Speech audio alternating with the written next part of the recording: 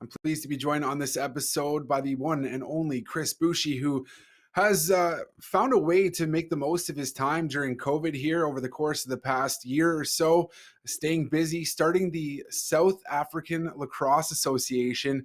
And I want to talk to Chris a little bit about last season in Halifax, the inaugural season, and then the return to play, which should be happening in November, which we're all looking forward to. So, Chris, welcome to the show here. Thanks for taking the time to join us. Thanks a lot for having me. I'm glad to be on here. Chris, I didn't want to, ruin anything before because we have a little bit of a chance to chat with one another before we actually come on here. But you and I think this is the first time we've actually spoken. We have something in common. We're both graduates of Queen's University in Kingston. Oh, wow. I had no idea. When were you out there? I graduated in 2011. So I think you were what, 2018? 2019. Yeah, I just started high 2019. school in 2011. Gotcha. Crazy. Well, again, thanks for joining us. I did want to talk to you all about the South African Lacrosse Association, which you've started up here over the course of the past year. And really impressive what you've done. I just wanted to know a little bit about the genesis of the project and kind of what maybe encouraged you to start everything up. Yeah, I mean, it's been kind of a whirlwind, I guess, since I had a lot of time, as everyone else did, to think and sit with your own thoughts in that first kind of lockdown. Obviously, missing the game quite a lot. Even then, when it was just felt like it was ripped out of your hands a bit.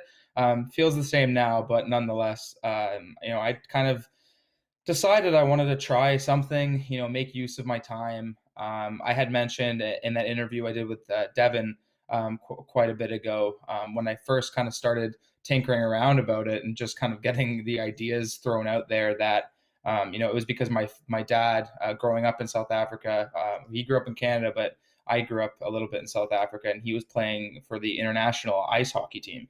So I have pictures all around my house of him wearing that South African flag, and I just thought it'd be something that I love the game of lacrosse.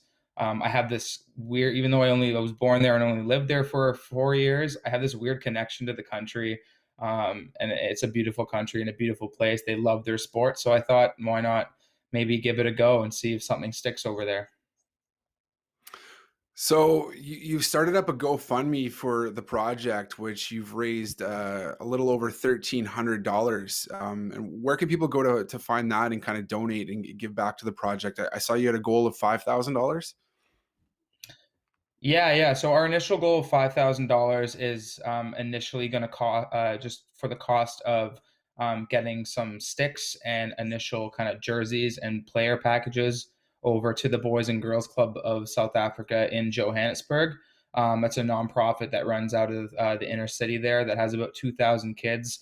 Been in contact with the president. His name's Mike, and he really has been keen to get lacrosse going there. So all my social media, my Twitter at Bush_18. You can find the GoFundMe link there, or in my bio on my Instagram at Chris Boushy.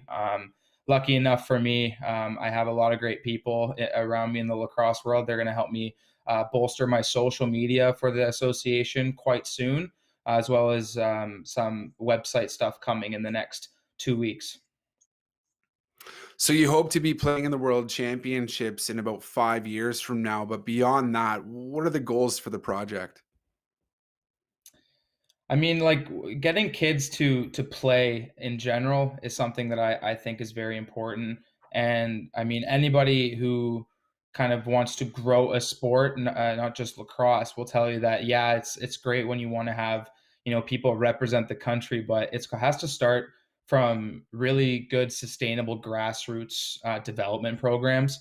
So I think what's important for me going forward is to really think critically on how to get sticks in hands down there, but keep sticks in hands, without having all the other, socioeconomic divides that come at play when you start growing something, especially in a country like South Africa. There's such a diverse group of people in all different social classes, racial racial backgrounds. It all comes into effect once things get a little bit too big for their britches. So really having a good, solid idea in mind on how to keep things perfectly at the grassroots level and help it grow from there.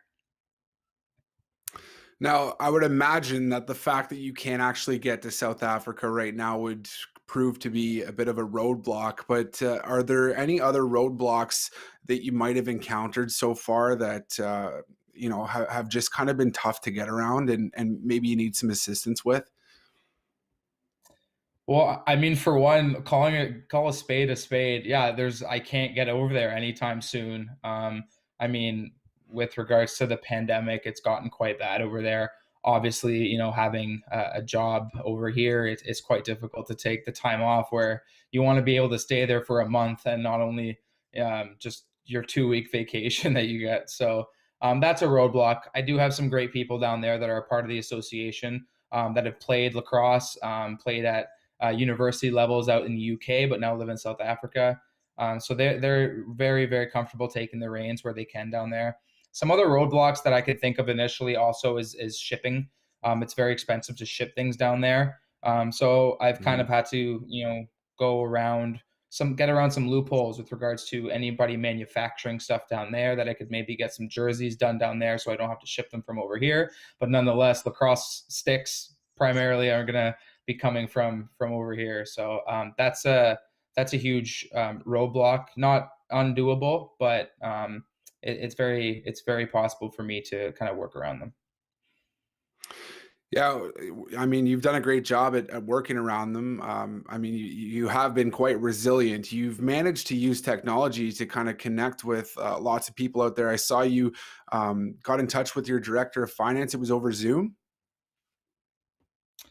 Yeah, I mean, so my dad had some contacts from South Africa and the sports world down there because he played for their world championship hockey team for multiple tournaments and then coached their U18s for a bit.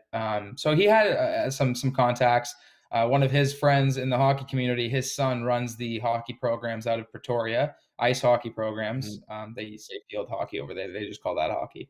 But he was kind enough to hop on board as my director of development because he's helped develop hockey down there. He knows the ins and outs of some obscure sport in a new country that can help make things a bit better for me.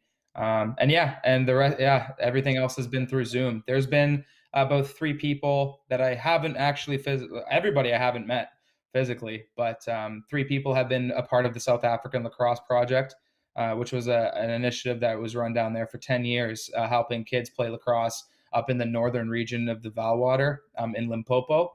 So there's a whole lacrosse program there right now, thanks to these guys, and they've now been kind enough to hop on my mission and kind of turn that into a grassroots program. So what was it? I know that lacrosse in South Africa, they've made attempts before in the past. What was it that stopped it kind of back then? Um, I think the way the South African lacrosse project went, it was just a passion project. It was more around charity for children, and the lacrosse was kind of secondary. So naturally, the two brothers, Kip and Harrison Hart, and their mother, out of Towson, they started it, and Mhm. it was just time for them to hang it up, and with respect to them. I think people get older. They were kind of entering their mid 20s, late 20s, and they have to settle down. And it's just a great thing that they started. And I think that it allowed me to actually build off of what they were able to do. I have that connection to South Africa, so it's nice, and it was nice of them to help me through the beginning stages. I've been speaking with them, I guess, through the first 3 months of me developing the association. They gave me some tips and tricks of the trade on getting lacrosse, on how to weave around some obstacles, at least socially, down in South Africa. So they've been tremendous help even after they've hung up that NGO. Well, what you've managed to do so far is quite impressive, like I've said, and we say it time and time again. We just want to grow the game, so I do encourage you to keep it up, and you have my support. Let's kind of move on and take a look back at the inaugural season that you had with the Halifax Thunderbirds. I think one of the goal calls that was my favorite from that season was Pat. He was up in the booth, and you had that twister, and we had that on Lacrosse Flash versus, I think it went pretty far actually. I think it was on Dylan Ward, and quite the goal. What was it like suiting up for the team that season? I think the crowd went absolutely nuts after that goal. But to be on the turf, what was the feeling like? And I should have Well, said, I you know mean, what, to cut you off, sorry, I didn't even say the call was bad and Boushy. So sorry for not getting to that point there. yeah, I mean, I have to give credit to Pat. That was definitely that definitely didn't leave my social circle for at least until it's probably still running around. It gets thrown at me every now and then. I'm just like, oh. But no, it was the fan base in Halifax is just so amazing. I'm still, young in the league. That was only my second season, a shortened season at that. So I've really only had a year and a half in this league. And I mean, Halifax fans are, for me at least, second to none already. Like it's just amazing. We everybody knew it was going to be a sports town, but nobody really knew like how good it would be. And to say that it made our forced stop even harder is an understatement. I think most of us are just really looking back to getting to that floor and playing in front of those people again. Yeah, did you see this city kind of start to take to the sport of lacrosse a little bit more, and maybe just the Thunderbirds in general, as the season progressed? Because things were off to a hot start there with the exhibition game. I remember seeing pictures. Didn't get the chance to go to any Thunderbirds games, but pictures from that scrimmage at the beginning of the season were absolutely incredible. But I think I did notice, over the first few games, more and more people started coming and the crowd started to get louder and louder. Was there a point where you felt like, hey, it's really taken off here? Like to be honest, it was a shocker for everybody, but I will say being like a young guy on that team and like there's guys that are younger than me on that team, but being a 23-year-old and then listening to your vets like, Keo, Jammer and Benny saying, "Hey guys, this isn't normal. Like soak this in. This does not happen for a preseason game." I think it made the younger guys really appreciate it a lot more, because some of the younger guys, like Noonsy or something, like are probably like, oh yeah, this happens every preseason. Like no, it doesn't. Like you got to soak this in. This is really really something. It's a spectacle right now. The team had a pretty successful inaugural season, albeit cut short. But what do you think was going right for the club? Honestly, like it sounds so cliche, and I think every guy who's been interviewed by anybody on our team has said the same thing. But it just is such a point to hammer home is our locker room. Like we're such a tight group of guys. We virtually still like talk every day. Granted, it's probably most people just random jibber jabber and bickering back and forth about other sports and whatnot. But nonetheless, like we still get a good banter going. And I think we just all go to war for each other. And yeah, I think that separates us from a lot of teams because you don't see each other every day like other sports leagues. You only see each other for X amount of time on the weekend. And, to have that chemistry is something really special. I think every team's got their chemistry, but you can sense it when it's a little bit, of a closer bond. I like to look at things from the other side too, ask the question, what went right for the club? But at the same time, is there anything that you might have been able to kind of clean up in order to kind of ensure success in the future here with the team? Um, like honestly, no, I don't really. I mean, on my own for my own game, yeah. I think that I'm my hardest critic, and I think that there's even if I have a good shift, I'll always think about a lot of the stuff that I could have done better, and that eats at me. But that's a personal thing. That's a personal problem that I have to get over. But other than that, I think honestly, maybe. looking back, I just wish we celebrated those wins a little more because we didn't get to enjoy a whole season. But honestly, I think that team was perfect from goaltender to like last offensive guy. I think everybody was just on point for most or all of that season. And we bounced back really well after those losses, and we made sure that teams knew that they had to try and beat us. Not it was going to be a walk in the park that night. It's been tough to kind of, I guess, stay active just given the lockdowns and be around teammates. And I know training is a little bit easier when you are able to kind of get together. But over the course of the past year, how have you been staying active and kind of prepared for whenever the NLL does start up? I'm one of those, guys in a lucky situation. I still live at home with my family. Honestly, was about to, start thinking about moving out, getting my own apartment, probably downtown Toronto. And looking back, I'm so happy that I didn't. I have a nice home gym here that I've been able to, utilize every day. Going on nice long runs, just really getting my mind and body on the same page, and not really letting go of that. I think a lot of trouble you get into a lot of trouble when you slip away for a month, and even 3 weeks can really do you harm long term. So I've been very good at keeping my body in shape over these past 10 or 12 months, I guess now. So yeah, I mean, I'm not worried. If camp was tomorrow, I think I'd be just fine. But obviously, there's always more to improve on. Do you feel like a championship is within reach for this club?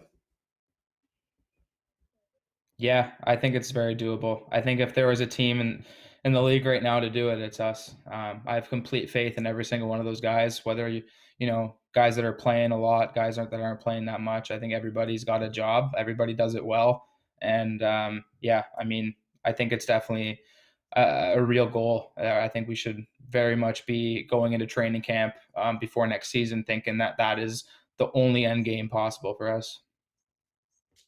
Win now mode. I have to ask you, Yeah. Chris, the number one thing that you're looking forward to in Halifax that doesn't have to do with lacrosse, so it can be anything else.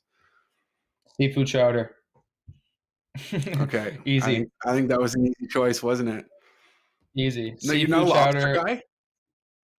I'm a lobster guy, I but guess honestly, like, I had that's never really had all-encompassing. seafood chowder like that. We were pre-ordering it on the bus on the way from the airport. We'd have I think it was mostly Haas. Haas would be in the back of the bus taking orders off for everybody, and by the time we got back to the hotel, there would be like uh, 17 seafood chowders just waiting on the on the counter there. I think we have to wrap this up now because I'm getting hungry. I don't know. That's just my mouth watering too. I haven't had the Yeah. chance to have it, but I think everyone that I've asked that question to has mentioned that as well. So it's got to be good because it's getting some seriously high praise. Chris Boushy, thanks again so much for joining us here on episode 10 of Inside the Nest. It's been great to have you. Really love what you're doing with the South African Lacrosse Association. And one more time, I'll kind of give you the platform to remind everyone where they can go to donate for this great initiative that you started up. Yeah, thanks a lot for having me. It's always a pleasure to be able to share my passion, or my current passion project, I guess I should say right now. It's something I've worked very hard on, and I appreciate the support from everybody, including you guys, especially you guys, giving me the platform to actually get the word out there. You can find links to the GoFundMe at my Twitter page at Boosh_18, and my Instagram in the bio at Chris Boushy. And there'll be some more social media stuff to come with regards to the association, and our website should be up and running in a couple weeks once some more fun announcements get rolling in, which should come, I guess, in before April's over.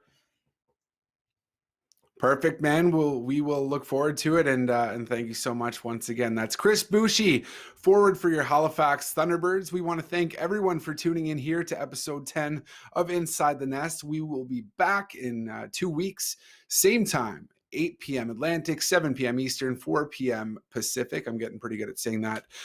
If you missed the episode or you're just tuning in late and you want to catch up on all we chatted about, you can do so on Spotify, Apple Podcasts, or wherever else you get your podcasts. It will be uploaded very soon. Thanks for tuning in. We'll see you next time.